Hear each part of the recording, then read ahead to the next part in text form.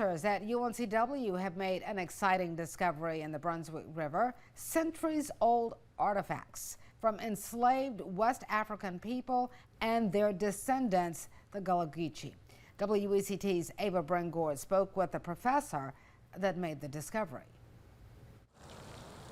I'm here near the Brunswick River, where centuries ago, enslaved people from West Africa were forced to work growing rice right here in the river. Now, 200 years later, professors at UNCW are breathing life back into their history.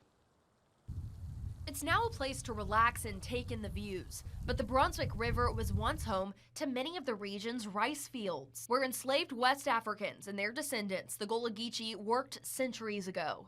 I mean, I can't imagine what the conditions were like. It was hot, mosquito infested. It's a history that many don't know about. But UNCW professor Dr. Osku Backstrom is working to highlight. He and his friend, Mark Wild-Ramsing, have spent the past 2 years preserving their discovery, artifacts from the enslaved people they found in the Brunswick River. Proof of their hard work and sacrifice.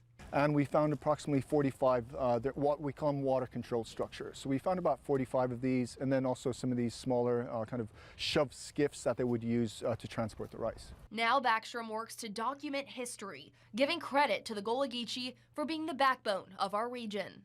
You know, so it's really incredible the amount of engineering and amount of work they put into this. And then, you know, cities like Charleston and Savannah really grew up financially because of rice cultivation from these people. So I think it's important to recognize the work that they did and how we were able to become successful for it. Dr. Backstrom's work is nearly complete. He has registered all of those artifacts with the state so they can be protected. In Belleville, Ava Brengord, WECT News.